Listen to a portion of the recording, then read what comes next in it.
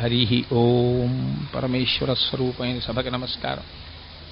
వసంత నవరాత్రులు నడుస్తున్నాయి. ఇప్పుడు శారదా నవరాత్రుల తర్వాత అంత ప్రాముఖ్యత కలిగినటువంటి నవరాత్రులు వసంత నవరాత్రులు. దక్షిణాయనంలో సాధనకి శారదా నవరాత్రులు ఎంత గొప్పవో, ఉత్తరాయణ పుణ్యకాలంలో తరించడం విషయంలో, సిద్ధి పొందడం విషయంలో వసంత నవరాత్రులు అంత ప్రఖ్యాతిగా చెప్పబడతాయి. అటువంటి వసంత నవరాత్రుల్లో నిన్నను మనం ఒక అత్యద్భుతమైనటువంటి నృత్య రూపకాన్ని చూశాం. నవరస నటభామిని అన్న పేరుతో. ఇవాళ నేను భగవద్గీత ప్రసంగానికి ఇప్పుడు నేను చేసే ప్రసంగానికి భేదం ఉందని మీరు అనుకోక్కర్లేదు, రెండు ఒకటే. ఎందుచేత అంటే వసంత నవరాత్రుల యందు అమ్మవారి వైభవాన్ని ఒకసారి మనం స్తుతి చేయవలసి ఉంటుంది. నిన్నను మనం చూసినటువంటి నాట్య కార్యక్రమం, నృత్య కార్యక్రమం ఏదైతే ఉందో అది సామాన్యమైనటువంటి విశేషమేం కాదు. అది చాలా చాలా గొప్ప సిద్ధాంతం. ఎందుచేత అంటే అది అమ్మవారికి సంబంధించినటువంటి నాట్యంలా, నవరసాలు అమ్మవారు ఆవిష్కరించినట్లు, అమ్మవారి జీవితంలో అనేక ఘట్టాల్ని సమన్వయం చేస్తూ ఆవిడ చరిత్రలోవి నవరసాలకి వాటిని ప్రాతిపదికగా తీసుకుని 9 రసములను అమ్మవారు ఎలా ఆవిష్కరించిందో చూపించడానికి చేసినటువంటి ప్రయత్నం. కానీ మీరు ఒకసారి కొంచెం దాని వెనక ఉండేటటువంటి రహస్యాన్ని ఒకదాన్ని గమనిస్తే, ఈ లోకంలో ఎవ్వరు అనాథ అన్న పదాన్ని పొందకుండా ఉండాలి అన్నది జగత పితరౌ వందే పార్వతీ పరమేశ్వరౌ అయినటువంటి తల్లిదండ్రుల యొక్క లక్షణం. అసలు ఒక గడుసు కవి అన్నాడు, లోకంలో అనాథ అంటూ ఉంటే పరమేశ్వరుడు ఒక్కడే, అనాథుడు అనాథ అనబడినటువంటి వాడు వేరొకడు లేడు అన్నాడు. ఎందుచేత అంటే అనాథ శబ్దాన్ని ఎవరికి ప్రయోగిస్తారంటే, తల్లి కాని తండ్రి కాని తల్లిదండ్రులు ఇరువురు కాని లేకపోతే అనాథ అంటారు. నాకు జగత పితరౌ వందే పార్వతీ పరమేశ్వరౌ, పార్వతీ పరమేశ్వరులు ఇద్దరూ నాకు తల్లిదండ్రులుగా ఉంటే నేను అనాథనెలా అవుతాను? నేను అనాథను కాను. కానీ పరమేశ్వరుణ్ణి కాపాడడానికి ఆయనకి లేరు తల్లిదండ్రులు, కాబట్టి అనాథ అంటూ ఉంటే ఆయనేనేమో కానీ మేం కాదు అన్నారు. కానీ అలా అన్వయం అవుతుందా? పరమేశ్వరుడు అనాథ కాడు, పరమేశ్వరుడు కూడా సనాథుడే. ఎందుచేతో తెలుసా అండి? ఆయనని ఆవిడ కాపాడుతుంది, ఆవిడని ఆయన కాపాడతాడు. ఆయనని ఆవిడెప్పుడు కాపాడింది అంటే, హాలాహల భక్షణం చేసినప్పుడు తన యొక్క మంగళసూత్ర ప్రభావంతో, సౌభాగ్య వస్తువులైనటువంటి చెవి తాటంకముల యొక్క ప్రభావంతో అమ్మవారు పరమశివుని యొక్క ఆయుర్దాయాన్ని రక్షించింది. శంకర భగవత్పాదులు సౌందర్యలహరిలో అంటారు అదే మాట. పోతన గారు భాగవతంలో అంటారు, మంగళసూత్రం మునెంత మదినమ్మినదో అంటారు. సుధామప్యాస్వాద్య ప్రతిభయజరా మృత్యుహరిణీం విపద్యంతే విశ్వే విదిశతమఖముఖాద్యాది విశదః కరాళం యక్షేళం కబళతవత కాలకలనాన శంభోస్తన్మూలం తవ జనని తాటంక మహిమ అంటారు సౌందర్యలహరిలో. అమ్మవారి యొక్క తాటంకముల చెవిపోగులున్నాయే అవి ఐదోతనానికి గుర్తు. అమ్మవారి యొక్క ఐదోతనానికి గుర్తైనటువంటి చెవితాటంకముల ప్రభావం చేత హాలాహల భక్షణం చేసిన పరమశివుణ్ణి రక్షించుకుంది ఆ తల్లి. దక్షయజ్ఞంలో శరీరం విడిచిపెట్టేసినటువంటి పార్వతీదేవి యొక్క మర్యాదను నిలబెట్టి దక్షయజ్ఞ ధ్వంసం చేసి మళ్ళీ హిమవంతుని కుమార్తెగా పుట్టినటువంటి హైమవతిని వివాహం ఆడాడు తప్ప ఆయన వేరొక కాంతను స్వీకరించినటువంటి వాడు పరమేశ్వరుడు. కాబట్టి ఎప్పుడూ వారు ఒకరినొకరు రక్షించుకుంటుంటారు. కాబట్టి తల్లిదండ్రులు లేనంత మాత్రం చేత వాళ్ళు అనాథలు కారు. వాళ్ళిద్దరూ తల్లిదండ్రులుగా ఉండగా మనం అనాథలం కాదు. ఈ తల్లిదండ్రులు ఇద్దరూ ఏ రూపంలో ఉంటారు అని అడిగారు శాస్త్రంలో. దీన్ని మీరు కొంచెం జాగ్రత్తగా పట్టుకోవాల్సి ఉంటుంది. ఈ లోకమంతా తల్లిదండ్రుల యొక్క స్వరూపంగానే ఉంటుంది అన్నారు. ఎలా అంటే, తాండవము అన్న మాట కేవలము పురుషుడికి మాత్రమే అన్వయం అవుతుంది.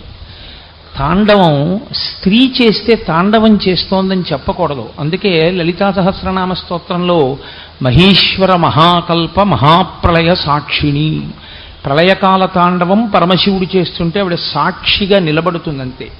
తాండవము అమ్మవారు చెయ్యదు. అమ్మవారు ఎప్పుడు చేసినా లాస్యమే చేస్తుంది. పరమశివుడు ఎప్పుడు చేసినా తాండవమే చేస్తాడు. తాండవం చెయ్యడము అంటే నృత్యశాస్త్రాన్ని అనుసరించి తాళ విన్యాస ప్రక్రియ యందు జితిభేదము గతిభేదము రెండిటిని అవయవముల యొక్క ఒక పొందికతో కూడినటువంటి కదలికల చేత ఆవిష్కరిస్తే దాన్ని తాండవము అంటారు. అభినయము భావము రెండిటిని ఆవిష్కరిస్తే లాస్యము అంటారు. అమ్మవారు ఎప్పుడు చేసినా అభినయము భావము ఈ రెండిటిని ప్రకటనం చేస్తుంది. అయ్యవారు ఎప్పుడు చేసినా తాండవం చేస్తారు. అయ్యవారు విడిగా తాండవం చేయడం ఉండదు, అమ్మవారు విడిగా లాస్యం చెయ్యడం ఉండదు.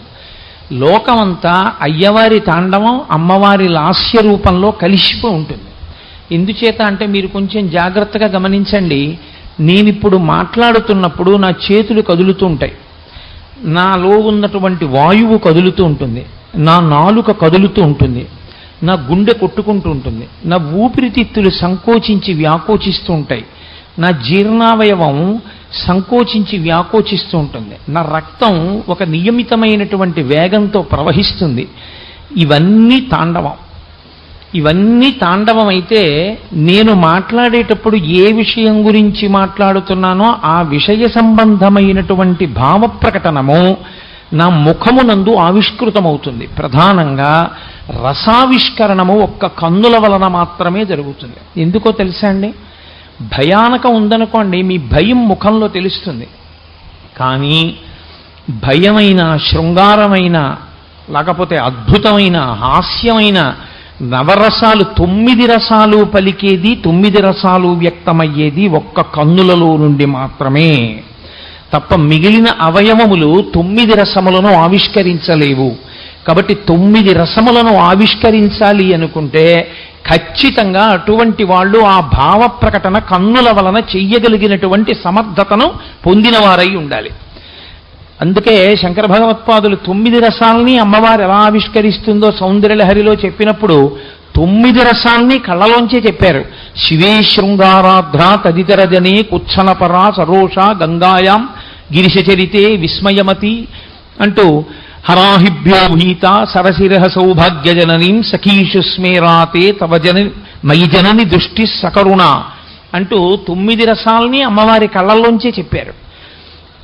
ఇప్పుడు ఈ 9 రసములను ఆవిష్కరించడం అమ్మవారు, కదులుతూ ఉండడం అయ్యవారు.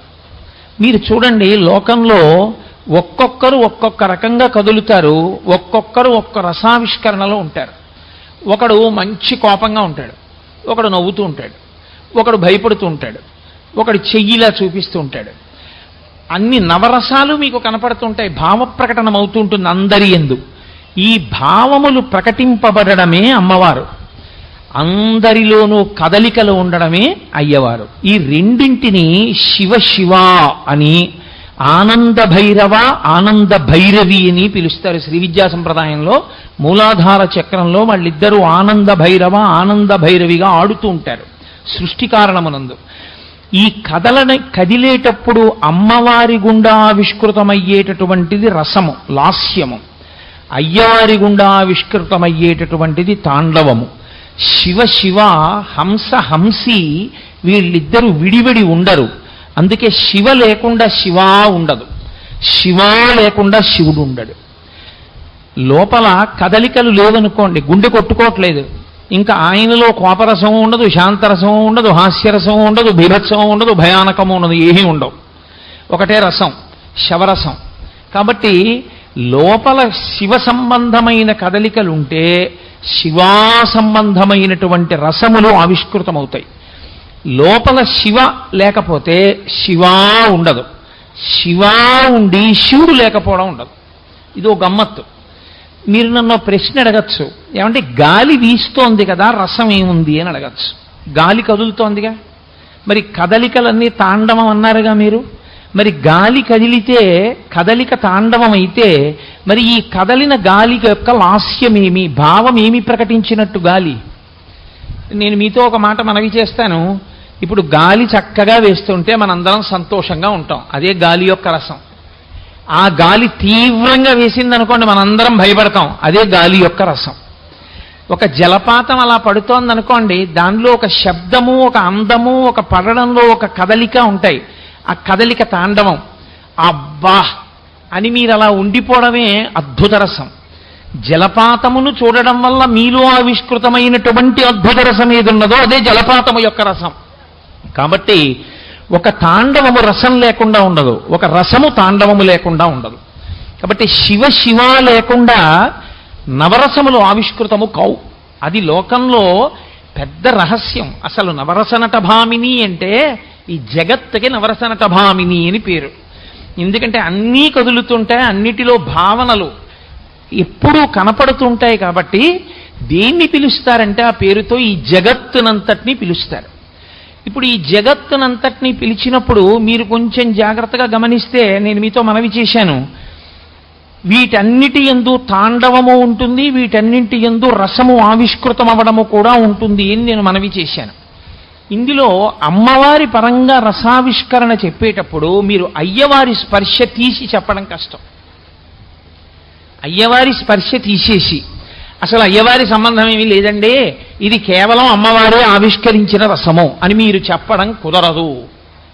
శ్రీ విద్యా సంప్రదాయంలో శివమహాపురాణంలో పెద్ద రహస్యం ఏమిటంటే, అమ్మవారు ఆవిష్కరించేటటువంటి ప్రతి రసమునకు వెనక కారణము కేవలము అయ్యవారి యొక్క కదలిక కారణమై ఉంటుంది.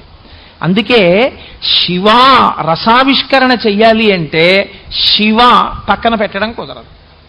అందుకని శివ కథని ఆధారం చేస్తే తప్ప శివ నవరసములను ఆవిష్కరించదు. ఎందుకంటే లోపల కదలిక లేకుండా భావం ఎక్కడుంది, కుదిరే విషయం కాదు. కాబట్టి అంత గొప్ప సిద్ధాంతాన్ని, ఇంత గొప్ప రహస్యాన్ని ఇంకా నేను చాలా సంక్షిప్తం చేస్తున్నాను ఉన్న సమయం దృష్ట్యా. దీన్ని ఆవిష్కరించడానికి అమ్మవారి ముఖతః నవరసములు ఎలా ఆవిష్కృతమయ్యాయో చూపించారు నిన్నటి రోజున. అది మీరు పార్వతీ పరమేశ్వరుల కదలిక యందు మీరు చూడవలసింది ఏమిటంటే, మీరు చూడడానికి కూర్చున్నప్పుడు నేను సనాథుడను అని చూడాలి. నాకు నాథుడున్నాడు, అదిగో మా అమ్మ నాన్న, వాళ్ళిద్దరే మా తల్లిదండ్రులు, చూశారా, ఇంకా నేను అనాథనెక్కడ, ఆ కదలికలే ఈ లోకమంతా ఉన్నాయి అన్న మీ కదలికతో సమన్వయం అవ్వాలి. ఇందులో గమ్మత్తు చూడండి, కారణములు ఏవైనా నా తల్లి శోభానాయుడు గారే చెప్పారు, ఇలా అయితేనే కథాపరంగా నడుస్తుంది అని నేను బీభత్సరసాన్ని ఎంచుకున్నాను అని చెప్పారు. బీభత్సరసాన్ని ఆవిష్కరించడం చాలా కష్టం. బీభత్సరసం పూర్తి వ్యతిరేక పదం శృంగార రసానికి. శృంగార రసం ఎక్కడుంటుందో దానికి పూర్తి వ్యతిరేకం బీభత్సం. శృంగారము అన్న మాటకు అర్థం ఏమిటో తెలుసా అండి? యాదేవీ సర్వరూపేషు లజ్జారూపేణ సంస్థిత నమస్తస్యై నమస్తస్యై నమస్తస్యై నమో నమః. భర్త పక్కన ఉంటే శృంగారం కాదు, భర్త పక్కన లేకపోయినా భర్త యొక్క ఆభరణం ఒకటి చేతికి పట్టుకొచ్చి సీతమ్మ తల్లి చేతిలో పెట్టినంత మాత్రం చేత గృహీత్వా ప్రేక్షమాణాసా భర్తుక్కర విభూషణం భర్తార వివసంప్రాప్త జానకీ ముదితాభవత్. భర్తగారే వచ్చినంత ఆనందపడిపోయి బుగ్గలు ఎర్రబడిపోయిన సీతమ్మ యందు శృంగార రసం, లజ్జ. భర్త పక్కన ఉంటేనే శృంగార రసం ఉంటుందని మీరు అనుకోకూడదు. శృంగార రసం నవరసాల్లో కల్లా నాయిక, చాలా గొప్పది ఆ రసం. శృంగార రసం భావన చేత ఎంత ఉద్దీపనం చెందుతుందో, ఎంత రసావిష్కరణ చేస్తుందో, కేవలము చూడడం చేత భావన చేత అంత జుగుప్స కలిగితే బీభత్సం. అందుకే శృంగార రసము ఎంత ఆహ్లాదమును కల్పిస్తుందో బీభత్స రసము అంత బాధ కల్పిస్తుంది. మీరు అందుకే చూడండి, బీభత్సరసాన్ని కల్పించడానికి ఏదో భయంకరమైన సన్నివేశం ఉండాలనుకోవడం తప్పు. ఎందుకో తెలుసా అండి? ఒక బొత్సు గొంగళి అంటారు, ఆ గొంగళి పురుగు పాకుతూ ఉంటుంది స్తంభం మీద. అది మిమ్మల్ని ఏం చేస్తుంది? అది కరిచి చంపేస్తుందా? ఏం చేయదు. కానీ ఆ గొంగళి పురుగు ఇలా పాకుతూ కనపడింది అనుకోండి, అబ్బో గొంగళి పురుగు అంటాను. ఎందుకని? ఎందుకంత ముడుచుకోవడం నేను ఇలాగా? బాబోయ్ గొంగళి పురుగు అండం ఎందుకు? అదే బీభత్సం యథార్థానికి. ముడుచుకుపోతే బీభత్సం, విచ్చుకుంటే శృంగారం. అది రసమునందు ఆవిష్కృతం అలా అవుతుంది. అందుకని బీభత్సానికి కేవలముగా ఒక సంఘటన కాదు, మీ మనసు యొక్క స్థితి కారణమవుతుంది. ఒకడికి ఆ గొంగళీ పురుగును చూస్తే ఇది సీతాకోక చిలుక అవుతుందంటాడు. ఇప్పుడు బ్రహ్మమును చూస్తాడు, అప్పుడు వాడికి ఏం ముడుచుకోవడం ఉండదు. వాడు ఆ బ్రహ్మకీట జనని దాని యందు పరదేవతని చూస్తాడు. వాడికి ఉందా బీభత్సం అంటే చెప్పడం కష్టం. బొత్సు గొంగళీని చూసి ముడుచుకునేవాడు ఎవడున్నాడో వాడికి అది బీభత్సరసం. కానీ నిన్నను బీభత్సరసాన్ని ఆవిష్కరించడానికి శివకథని ఆధారం చేసుకోవడంలో సాధ్యమైనంత గొప్ప అంశాన్ని స్వీకరించారు రచయిత. అది దక్షయజ్ఞ ధ్వంసమునకు పూర్వాంగాన్ని స్వీకరించారు. అందున పూర్వాంగాన్ని స్వీకరించడం ఒకెత్తు, పక్కన ఆర్కెస్ట్రా లేదు, పాడుతున్న వాళ్ళు లేరు, మహంకాళి మోహన్ గారు అమలాపురం కన్నారావు గారు ఉండి పాడుతుంటే వేరు. వాళ్ళు పాడుతున్న వాళ్ళు పక్కన లేకుండా పాడుతున్న వాళ్ళు ఉంటే ఉండేటటువంటి అదృష్టం ఏమిటో తెలుసా అండి? నర్తకి యొక్క నటన చూసి, ఆ నృత్యాన్ని చూసి వాళ్ళు పొంగిపోతారు.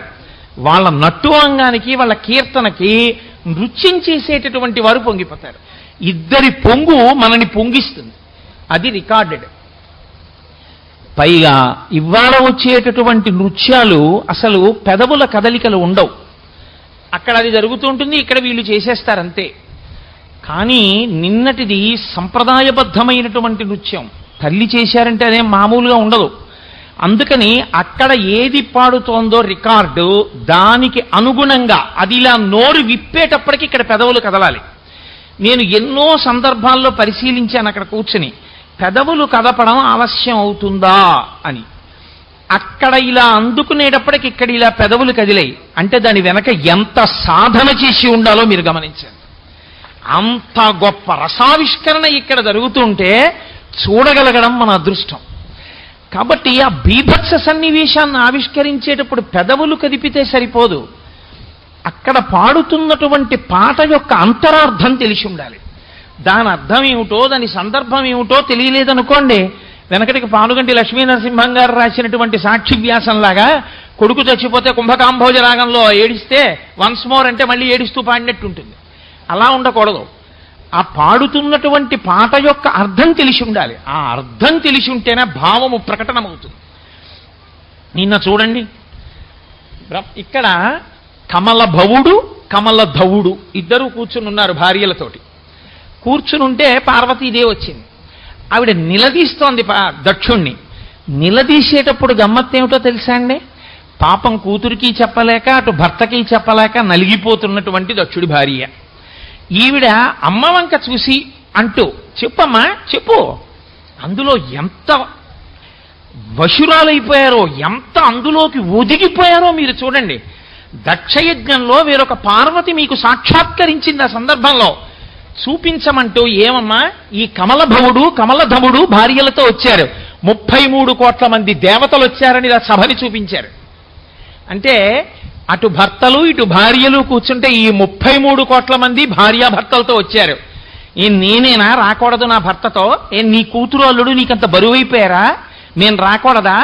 పిలుపుకే నోచుకోలేదా? అడిగేటప్పుడు ఆడపిల్ల ఇంకా బాధ వచ్చేస్తే అమ్మ నాన్నగారు అన్న గౌరవం కూడా లేకుండా అడిగమ్మా అని అమ్మని సంజ్ఞ చేస్తూ నాన్నగారితో మాట్లాడితే ఎలా ఉంటుందో ఆ రసమునందు ఆవిడ లీనమైపోయిన సందర్భం అత్యద్భుతం.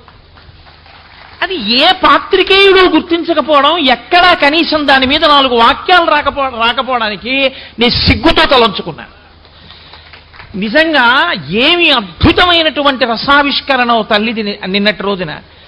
అంత గొప్పగా బీభత్స రసాన్ని ఆవిష్కరించారు. నేను ఇప్పుడు ఒక్కొక్క రసం గురించి పూర్తి ఉపన్యాసం చేయడం కుదరదు. బీభత్స రసాన్ని ఆవిష్కరించి బీభత్స రసం అవుతూనే కథ ఎలా నడుస్తుందో అలాగే నడుపుతూ దానికి అనుగుణంగా రసాల్ని స్వీకరించారు. బీభత్సరసం అయిపోయి దక్ష ప్రజాపతి కూతురుగా ఉన్నటువంటి ఆవిడ శరీరాన్ని విడిచిపెట్టేసింది. విడిచిపెట్టడంలో యోగాగ్ని యందు శరీరాన్ని విడిచిపెట్టింది. యోగాగ్ని యందు శరీరం విడిచిపెట్టడం అంటే యోగము అన్న మాటకో లక్షణం ఉంది. అనేన యుజ్యతే ఇతి యోగ అంటాడు పతంజలి. ఆ సమయంలో కేకలేయడం బొబ్బలు పెట్టడం ఇవేం ఉండవు. మహాపతివ్రత లక్షణంగా మొట్టమొదట శరీరాన్ని విడిచిపెట్టేసినటువంటిది పార్వతీదేవి. అందుకే సతీ అని ఒక ఆచారం తర్వాతి కాలంలో భారతదేశంలో వచ్చింది, భర్తతో పాటు శరీరాన్ని విడిచిపెట్టడం. ఆ సమయమునందు ఇంద్రియాల్లో ఉన్న శక్తులన్నింటినీ మనసులోకి పెట్టి, మనసులో ఉన్న శక్తిని ఆత్మలో పెట్టి, ఆత్మని తీసుకెళ్లి భర్త అనబడేటటువంటి పరదైవమునందు పెట్టి ఈ శరీరాన్ని ఒక్కదాన్ని అగ్నిహోత్రమునందు నిలబెట్టి బాధకి అతీతంగా ఏ బాధ గుర్తింపు లేని రీతిలో శరీరాన్ని సాక్షిగా చూస్తూ కాలిపోవడాన్ని అనుమతించేస్తారు. అలా కాలిపోతున్న సన్నివేశాన్ని ఒక వేదిక మీదకి తీసుకురావడం అంటే అగ్నిహోత్రాన్ని ఎలా తీసుకొస్తారు? నేను ఆ సన్నివేశం గురించి 1000 కళ్ళతో చూస్తున్నా. ఇది యోగాగ్ని కదా, ఎలా తీసుకొస్తారు వీడిప్పుడు ఇక్కడికని. ఆశ్చర్యం, ఎర్రని బట్టలు కట్టుకున్న వాళ్ళు జ్వాల తిరుగుతుంది. జ్వాలకి తిరిగే లక్షణం ఉంటుంది. జ్వాల కుడి పక్కకి తిరిగితే శుభం, జ్వాల ఎడం పక్కకి తిరిగితే అశుభం. తిరిగేటప్పుడు కూడా కుడి పక్కకి ప్రదక్షిణ పురస్సరంగా తిరిగారు వాళ్ళు. అది తప్పుగా తిరిగి ఉంటే నేను ఇవాళ అది కూడా చెప్పుండేవాడిని, అది మార్చుకోవాలని. కుడి పక్కకి ప్రదక్షిణ పురస్సరంగా తిరిగారు వాళ్ళంటే ఆవిడ పరాశక్తి, ఆవిడ ఒక గొప్ప పతివ్రతా ధర్మాన్ని ఆవిష్కరిస్తోంది. కాదు కాదు, శివా విశ్వాహ భేషజీ, శివా రుద్రస్య భేషజీ. శివనింద చేసిన లోకానికి పాఠం చెప్పాలి. పిల్లల్ని ఆయన దెబ్బలాడ్డాం. ఆవిడ గాని కోపం తెప్పించిందా, ఇప్పుడు ఆయన రుద్రుడై వచ్చి దక్షయజ్ఞ ధ్వంసం చేసి వీళ్ళకి పాఠం నేర్పుతాడు. ఆయన్ని రుద్రుణ్ణి చేయడానికి శరీరం వదులుతోంది.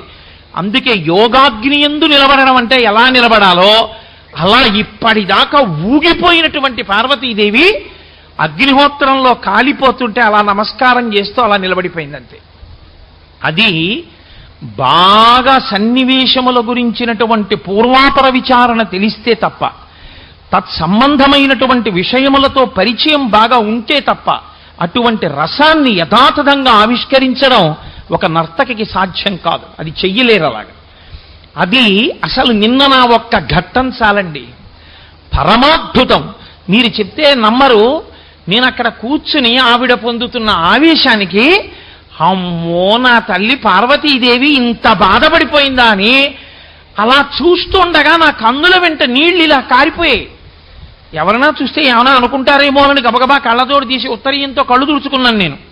అది శ్రోతయందు రసాన్ని ఆవిష్కరించడం అంటే, అది కృతకృత్యురాలు కావడం అంటే నర్తకి. అంత గొప్ప రసాన్ని ఆవిష్కరించారు. కథాపరంగా ఆవిడ శరీరాన్ని విడిచిపెట్టగానే వచ్చేటటువంటి అంశం, మళ్ళీ ఆవిడ హైమవతిగా పుడుతుంది. పుట్టి హిమవంతుని యొక్క కుమార్తెగా పరమశివుడికి సేవ చేస్తూ ఉంటుంది. ఆయన తపస్సు చేస్తున్నప్పుడు ఆయనకి సేవ చేస్తోంది. ఇప్పుడు కరుణారసాన్ని ఆవిష్కరించాలి. మన్మధుడు బాణములు వేస్తే పరమశివుడు తన 3వ కంటి మంట చేత కాల్చేశాడు మన్మధుణ్ణి. మన్మధుడు పడిపోయాడు. అసలు రతీదేవికి పరమశివుణ్ణి వెళ్ళి ప్రార్థించేంత ధైర్యం లేదు. ఇంకా చాలా విముఖంగా, ఇంత తప్పు చేశాడు, కాల్చేశాను బానే ఉంది, మళ్ళీ సృష్టి ఎలా జరుగుతుంది? ఇప్పుడు బతికించకపోతే సృష్టి లేదు, వీణ్ణి బతికిస్తే ఇంత అపరాధం చేసిన వాడికి శిక్ష లేదు. ఏం చెయ్యాలని ఆలోచనా ముద్రలో ఉండిపోయిన వాళ్ళ కాసేపు ఇలా చేతులు వెనక్కి పెట్టుకుని ఏదో సభని చూసి నిశ్చేష్టుడైపోయాడా అన్నట్టుగా అలా నిలబడి, తర్వాత ఇలా నడుం మీద చేతులు పెట్టుకుని ఆలోచిస్తూ అలా నిలబడిపోతే, పార్వతీదేవి ఆ రతీదేవి పొందుతున్న శోకాన్ని వింటున్నది ఈవిడొక్కతే. ఆయన పరాకుగా ఉన్నాడు. ఆవిడ ఏడుస్తోంది. ఇంత చిన్న తప్పుకి, ఈ చిన్ని అపరాధమునకి ఇంత శిక్ష అని ఏడుస్తోంది భర్తని చూపించి. కింద పడిపోయి ఉన్నాడు. ఆ పడిపోవడంలో కూడా ఎంత అందో అందరికీ కనపడేటట్టు స్టేజ్లో మిగిలిన వాళ్ళకి అడ్డం రాకుండా పడ్డాడు. ఎంత క్యాలిక్యులేట్ చేసుకుంటారో స్టేజ్ వాళ్ళు. ఆవిడ ఏడుస్తూ ఉంటే అది ఎంత హృదయ విదారకంగా ఉందో నేను చెప్పలేని దాన్ని నా మాటలతో. అది కరుణరసం. అప్పుడు ఆవిడ పరమశివుడి దగ్గరికి వెళ్ళి కరుణరసాన్ని అలా ఆవిష్కరించి వదలచ్చు, కానీ వదలలేదు. అది అలా ఆవిడ ఏడుస్తున్న ఘట్టం దగ్గర వదలకుండా మంగళంతో పూర్తి చేశారు. అది హృద్యత, అది కవికి ఉండవలసిన లక్షణం. వెంటనే పరమశివుడు తన అమృత దృక్కులతో చూస్తే అమ్మవారి అనుగ్రహం చేత మళ్ళీ మన్మధుడు పునరుజ్జీవితుడయ్యాడు. కాబట్టి ఘట్టం మంగళంతో పూర్తయిపోయింది, కరుణారసం ఆవిష్కరింపబడింది. ఇప్పుడు తర్వాత రావలసినది, ఇప్పటిదాకా కొంచెం 2 సన్నివేశాల్లో ఏమైందంటే వరుసగా సభంతా కూడా ఉద్విగ్నం అయిపోయింది. ఒకసారి బీభత్సం, ఒకసారి భర్త చచ్చిపోయి ఏడుపు, ఒకసారి భార్య చచ్చిపోయింది, పార్వతీదేవి శరీరం వదిలింది, ఒకసారి మన్మధుడు శరీరం వదిలాడు. ఇలా ప్రారంభిస్తూనే 2 శరీరాలు విడిచిపెట్టారు. ఏడుస్తున్నటువంటి సందర్భాలతో నడిచింది. ఒక్కసారి హృద్యంగా తీసుకెళ్ళాలి ఇప్పుడు ఆ ప్రక్రియనంతటినీ. అందుకే 3వ రసంగా హాస్యరసాన్ని తెచ్చుకున్నారు. ఆ తెచ్చుకోవడంలో గమ్మత్తు చూడండి. అది అలా ఉన్నది అని శివపురాణంలో లేదు, కానీ ఎంత అందంగా కూర్చుకున్నారో చూడండి. ఆ పరమశివుడి వేషం వేసి ఒక ఆవిడ్ని తీసుకొచ్చారు. సఖీయులు అలాగే ప్రవర్తిస్తారు. సఖీషు స్మేరాతే అంటారు శంకరాచార్యులు వారు. ఒక సఖిని పరమశివుడి వేషం వేసి తీసుకొచ్చి, మనకి కేవలంగా అలా పాట పాడేసి నర్తన చేస్తే అర్థం కాదేమోనని ఒక వేషం వేసి అచ్చు శివుళ్ళ తీసుకొచ్చి నించోబెట్టి అమ్మవారిని వెటకారం ఆడుతున్నట్లుగా 4 విషయాలు ప్రతిపాదన చేశారు. అసలు ముందు పెళ్లి కొడుకు అంటే కళ్యాణం బొట్టెట్టాలి. అమ్మ కళ్యాణం బొట్టెడదామంటే ఇక్కడ కొంచెం బొట్టు పెట్టేవాడు ఇలా అనుకుంటే కుదరదు, కొంచెం ఇలా గట్టిగా నొక్కుకోవాలి. ఇలా అమ్మ నొక్కుదామంటే అది కన్ను, ఎలా నొక్కుతాం? అదేమిటమ్మా బొట్టెట్టుకునే చోట 3వ కన్ను ఏమిటి? వికృతంగా లేడు, బొట్టు ఎలా పెట్టాం? ఇక అసలు బొట్టు లేకపోతే అమంగళం. కళ్యాణం బొట్టు లేని వాడు పెళ్లి కొడుకు ఏమిటి? బొట్టు ఎలా పెట్టామమ్మా అంటే హాస్యం అన్నది ఎప్పుడో తెలుసా అండి? హాస్యం ఆడితే హాస్యం కాదు, తీసుకునే వాళ్ళకు కూడా హృదయం ఉంటేనే హాస్యం. మీరేదో సరదాగా ఓ మాట అన్నారనుకోండి, అక్కడి నుంచి నేను ప్రళయతాండవం చేస్తే హాస్యం ఎందుకు అవుతుంది? తీసుకునేవాళ్ళు కూడా అలా ఉంటేనే, హృదయ సంపన్నత ఉంటేనే. పార్వతీదేవి కూడా నిజంగా నిన్నను వేసిన పిల్ల నవ్వింది, అమ్మ బాబోయ్ ఆ నవ్వులు పువ్వులైతే బుట్టలు బుట్టలు ఎరుగుపోతుంది నేను ఇంటికి. ఎంత నవ్వుతూ చేసిందో నా తల్లి నిజంగా. ఆమె అంటుంది, కన్ను కదా, కందితే కన్ను తెరుస్తాడు. కంటికి ఆ లక్షణం ఉండదండి. కొంచెం ఇక్కడ ఏదైనా నొక్కుందనుకోండి వెంటనే ఇలా తెరిచి చూస్తాం. కందిందని తెరిచినా సరే ఎదురుగుండేవాడు ఎవడో అపచారం చేశాడని తెరిచాడు. ఇప్పుడు కందిందని తెరిచినా కాలిపోతావు, దాని లక్షణం అది, కాల్చేస్తుంది. అందుకని ఏమనుకుంటున్నావో 3వ కన్నుంది 3వ కన్నుందని వెటకారణం కాదు. కందితే తెరిస్తే కాలిపోతావు, కందకుండా బొట్టు పెట్టి చూస్తాను. ఆవిడ తిరిగింది. అది పరమశివుడి దగ్గరికి వెళ్ళి మరీ బొట్టు పెట్టి చూపించి, అంటే తాపత్రయం మనకు ఎక్కడ అర్థం కాలేదో మనం అందుకుని సంతోషించాలని.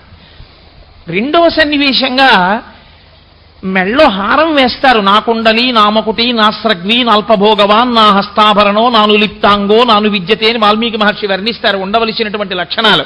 మెడలో పుష్పహారం ఉంటుంది. పెళ్లి కొడుకు పుష్పహారం వేద్దామంటే మెడలో పావు ఉంటే బుస్ బుస్ అంటూ మేమేం వేస్తాం. రికార్డింగ్ కూడా ఎంత గొప్పగా చేశారో, అందులో బుస్ బుస్ అని వచ్చింది ఆ రికార్డింగ్లో. ఆయన కూడా వేసిన పిల్ల కూడా ఆ పావు బుస్ అంటున్నప్పుడు నర్తన చేసేవాళ్ళు పావుని పట్టుకొచ్చి ఇలా పట్టుకొచ్చి బుస్ అనిపిస్తే బాగుంటుందండి. హాస్యమునందు అలా అనిపిస్తేనే నవ్వు వస్తుంది. ఆ పావుని పట్టుకొచ్చి మరీ బుస్ అనిపిస్తోందని, ఆ పావుని ఇలా పట్టుకుని మరీ బుస్ అని ఇలా అనేటప్పటికీ అక్కడ బుస్ అంది రికార్డులో. నిజంగా అందరూ పక్కున నవ్వేటట్టే ఉంది అది. ఆ మెడలో దండ వేద్దామంటే ఈ పాము ఒప్పుకుంటుందా అంటే ఆవిడంటుంది, మెడలో తాను హారమై ఉండగా నువ్వు ఒక హారం పట్టుకొచ్చి వేస్తే ఆవిడ ఒప్పుకుంటుందా? నువ్వు వేసే హారం రేపటికి వాడిపోతుంది. అదో సామాన్య హారం కాదు, నువ్వు నేను వేసుకునే హారాలు కావవి. మహాతపస్సు చేసిన వాసుకి ఆయన మెడలో హారంగా ఉంటాడు. భూమండలాన్ని మోసే ఆదిశేషువు హారమై ఉంటాడు. అంతటి మహానుభావుడు భుజంగభూషణుడు. ఇంకా మాట్లాడితే పాము మృత్యువుకి సంకేతం, మృత్యువుని ఆభరణముగా పొంది ఉంటాడు. అటువంటి వాడికి నువ్వు పూలదండ ఎక్కడేస్తావే? ఆయన మెళ్ళలో పాము ఉందంటావు ఏమిటి? ఆయన తత్వం ఏమిటో నీకు అర్థమైందా? అసలు అందుకు కదూ నేను వరించాను అని ఆవిడ సంతోషపడిపోతూ నవ్వుతూ పరిహాసం ఆడ్డాం. 3వ సందర్భంగా ఆవిడ ఏమమ్మా ఆయనకి చందనం రాద్దామంటే బూడిదంతా అంటుకుంది. చందనం మెత్తగా ఉంటుంది, పైగా చందనం జిగురు జిగురుగా కదండి ఉంటుంది, నీళ్లతో తడిపిన గంధం. అది చమాయింపుగా ఉన్న గంధం పట్టుకెళ్ళి ఇలా రాస్తే ఆయన ఒంటికున్న విభూతంతా ఈవిడికి అంటుకుంది. చందనం ఆయనకు అంటుకుంది, బూడిది ఈవిడికి అంటుకుంది. కాబట్టి ఈవిడేమో హాస్యం ఆడింది, చందనం రాస్తే బూడిది అంటుకుంటోంది, ఆ ఒంటికి ఎవడు రాస్తాడు ఇక అంటే ఆవిడంది అది విభూతి విభూతి అనుకుంటున్నావు, కాస్త గాలేసి ఆ విభూతి కళ్ళల్లో పడిందంటే కళ్ళు కనపడడం ఏమనుకుంటున్నావో? అదే సామాన్య విభూతి కాదు. ప్రళయమునందు ఈ లోకాలన్నీ లయమైపోతే మళ్ళీ పునఃసృష్టి చేయడానికి జీవుల యొక్క కర్మఫలాలన్నింటినీ ఈశ్వరుడు విభూతి కణముల యందు పెట్టి కంప్యూటర్ చిప్స్ లా తన ఒంటికి రాసుకున్నట్టే పెట్టుకుంటాడు. అటువంటి విభూతి అది కళ్ళల్లో పడితే కళ్ళు కనపడడం ఏమనుకుంటున్నావో? ఏమమ్మా పెళ్లి కొడుకు కదా అని ఓ వస్త్రద్వయం ఓ పంచా ఉత్తరీయం పట్టుకెళ్ళి ఇద్దామంటే అదిగో ఒంటికి కట్టుకున్నదేమో ఓ పులితోలు ఓ ఏనుగు చర్మం, అది విప్పనంటాడు. పైగా ఎప్పుడు కట్టుకున్నదో కంపు కదూ, తోలు కట్టుకుంటే, పైగా తోలు ఒంటి మీద ఉంటే వాడు పూజార్హుడు కాడు, మంగళకార్యం మీద పనికిరాడు. అందుకే దేవస్థానంలో ఉండేవాళ్ళు తోలు బెల్ట్లు పెట్టుకోరు, అందుకని తోలు ఉండకూడదు ఒంటి మీద. కాబట్టి తోలు చర్మం కట్టుకున్న వాడిని పెళ్లి కొడుకుగా ఎలా తీసుకొచ్చి కూర్చోపెడతాం పెళ్లి మంటపంలో? అంటే తోలు తోలు అన్నామనుకో, తోలు పనికిరాంది తోలు పనికిరాంది అని 10 మాట అంటే ఆ తోలు ఎవరు తోలుస్తారు? పశువు తోలుస్తారు. కాబట్టి ఆహా మా తోళ్లు పనికిరాని అంటున్నారు అని ఆ పశువులు ఆయన్ని సేవిస్తుంటాయి. అదిగో నందికి భృంగికి కోపం వచ్చి మీ వెంటబడి కుమ్ముతాయి అనేటప్పటికీ కొమ్ములు పెట్టుకుని వాళ్ళు వచ్చినట్టు, ఈ చెలికెత్తలు పరిగెత్తినట్టు. నిజంగా కుమ్మేస్తాడా? నిజంగా నందీశ్వరుడు కుమ్మేస్తే ఇంకేమైనా ఉందా? కుమ్ముతున్నట్టు, ఆఖరికి పార్వతీదేవిని పరిహాసమాడడానికి ఆయన కట్టుకున్న జింక చర్మాన్ని కూడా పట్టుకున్న సఖియలు పరిగెడుతున్నట్టు, పార్వతీదేవి బుగ్గల మీద ఇలా చిటికెలు వేస్తున్నట్లు, ఆవిడ ఆ చిటికెలు వేస్తే ఇలా బుగ్గ తుడుచుకున్నట్టు, ఆవిడతో ఇలా చేతులు పట్టుకుని ఆడినట్టు, అందరూ కలిసి ఇక్కడ కూర్చుని ఏవో వసంతాలు ఆడుతున్నట్లు, అందరూ నవ్వులే. మీకు తెలియకుండానే అన్నీ మర్చిపోయి మీరు కూడా సభ అంతా నవ్వుతూ ఉండిపోతుంది. అలా ఎక్కడికక్కడ పంట, నువ్వులేస్తే నువ్వు పంట, మినువులేస్తే మినప్పంట, వరి వేస్తే వరి పంట, ఒక్క భూమి యందు పండించగలిగిన వాడు కర్షకుడైనట్టు ఘట్టాన్ని బట్టి సభని మార్చగలిగినటువంటి స్థితి అది. అదే సామాన్యం కాదు. కాబట్టి హాస్యరసం అప్పటికి 3 రసాలు అయ్యాయి. 4వది శృంగారం. అబ్బో, అమలిన శృంగారం ఎంత అద్భుతమో నిజంగా. కానీ నేను యథార్థంగా చెప్పవలసి వస్తే ఆ శృంగార సన్నివేశమునందు పరమశివుడు మాత్రం అప్పుడే మన్మధుణ్ణి కాల్చేసిన పరమశివుడిలో ఉన్నాడు.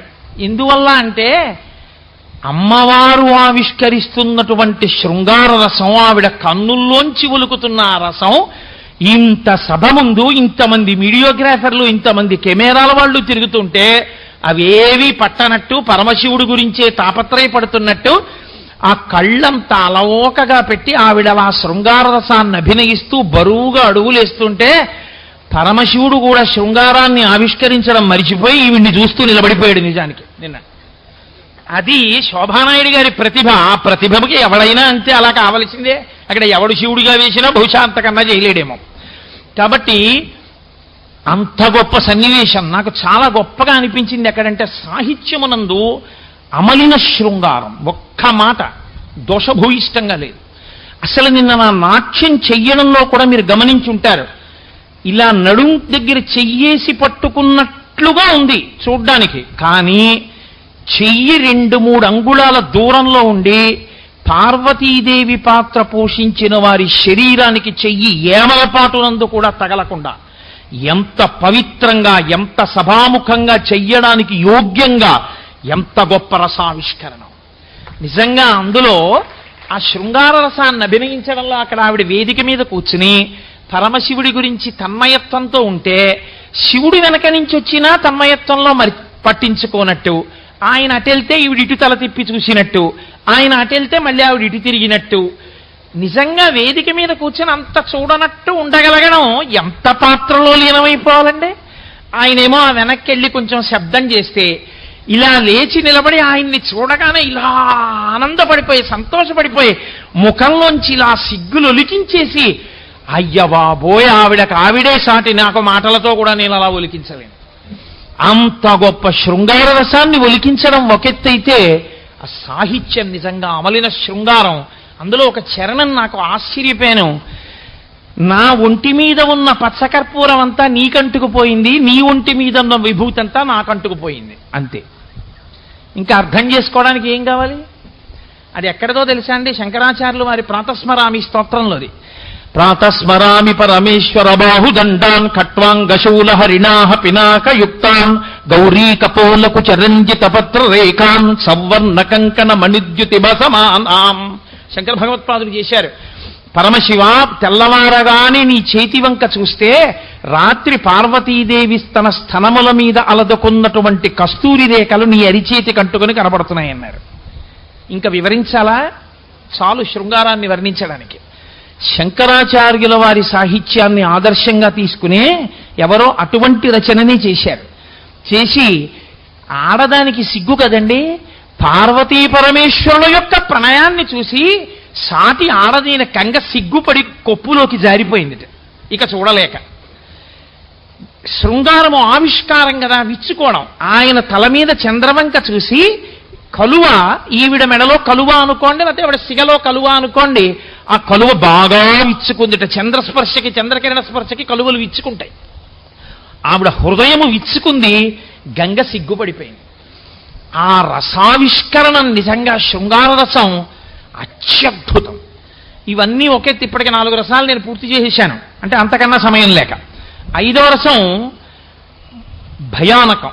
ఇది చాలా చాలా కష్టం. ఎందుకంటే అమ్మవారి విషయంలో భయానకము అనేటటువంటి రసాన్ని ఎవ్వరూ చెప్పడం కుదరదు, అసలు చెప్పలేరు కూడా, చెప్పకూడదు కూడా, తప్పది.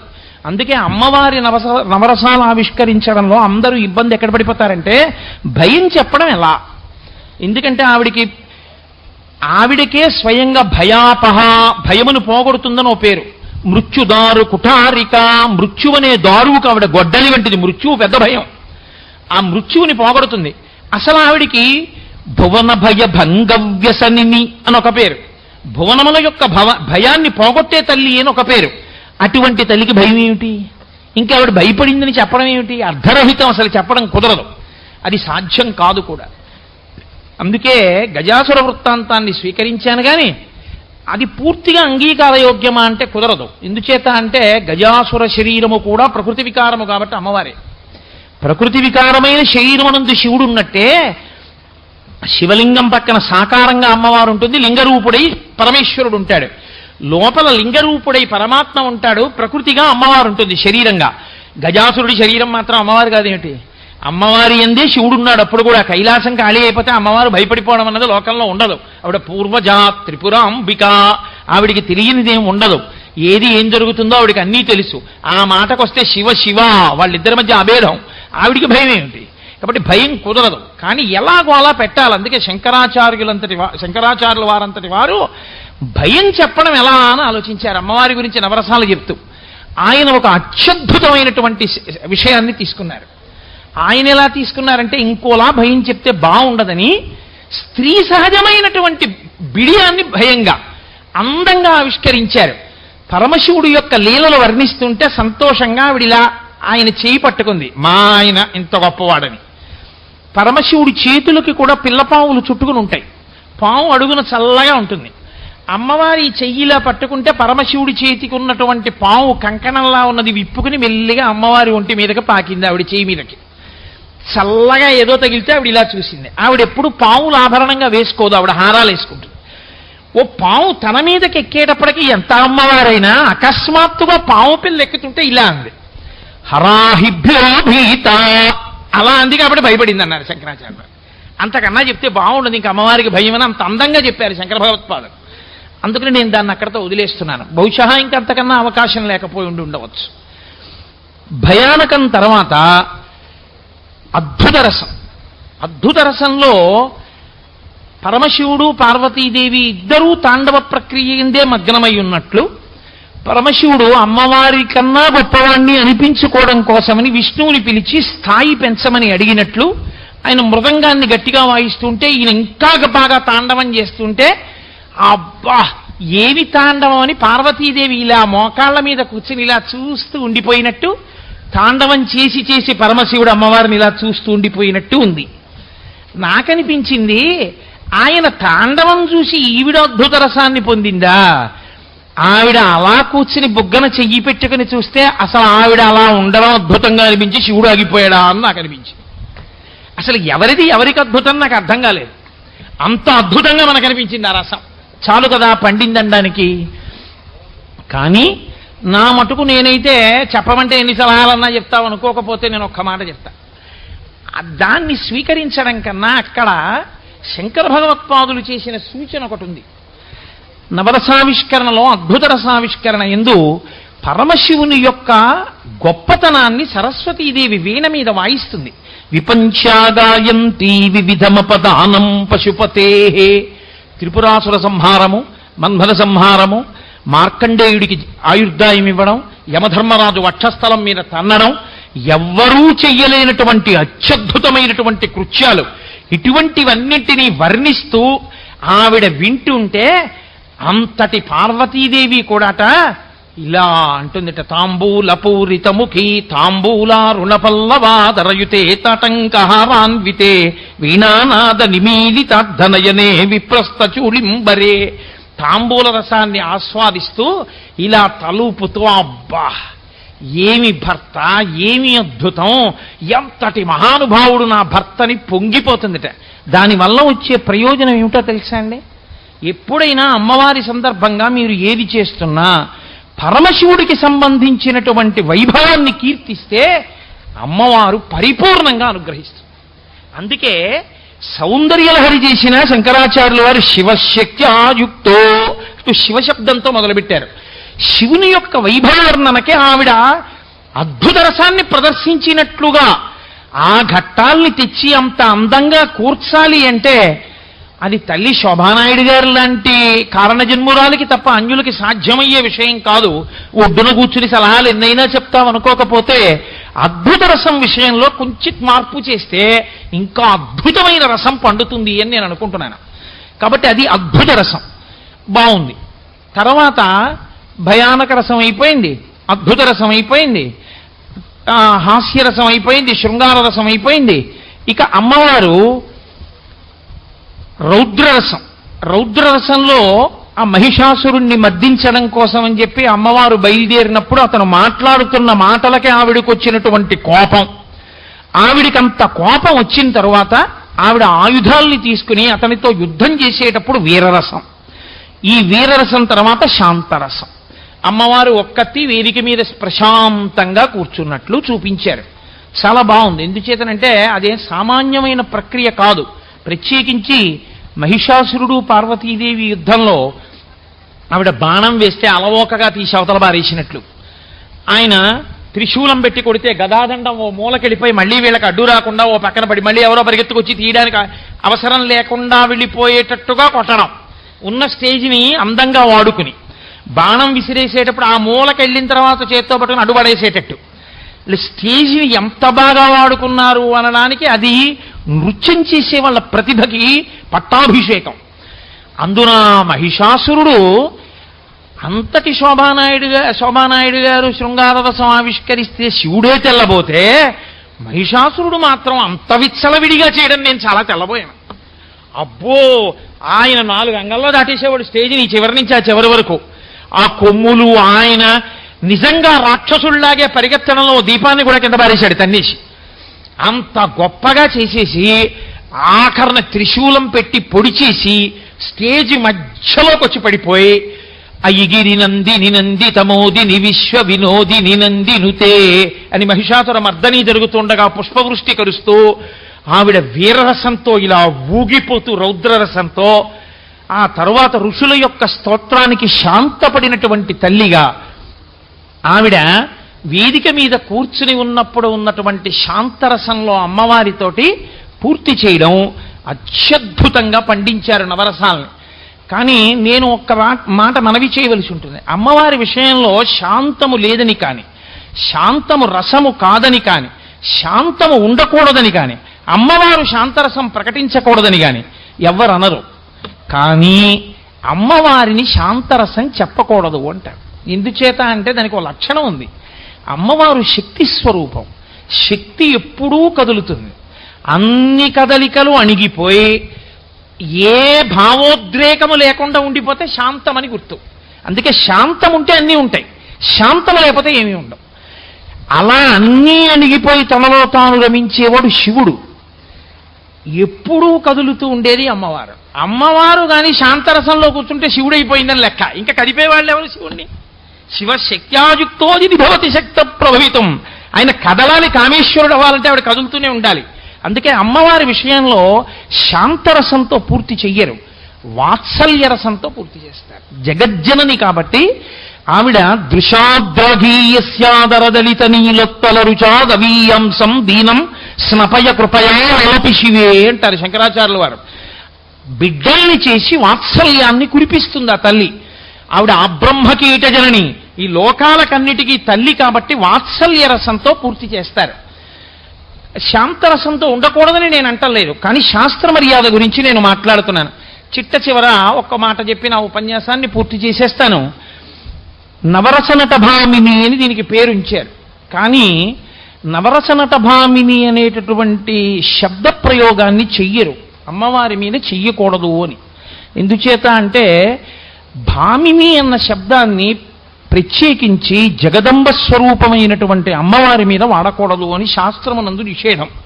ఎందుకంటే సంస్కృతంలో ఏ పదమైనా సరే అది ఎప్పుడు వాడాలి, ఎందుకు వాడాలి అంటే సుప్రీంకోర్టు అమరకోశం.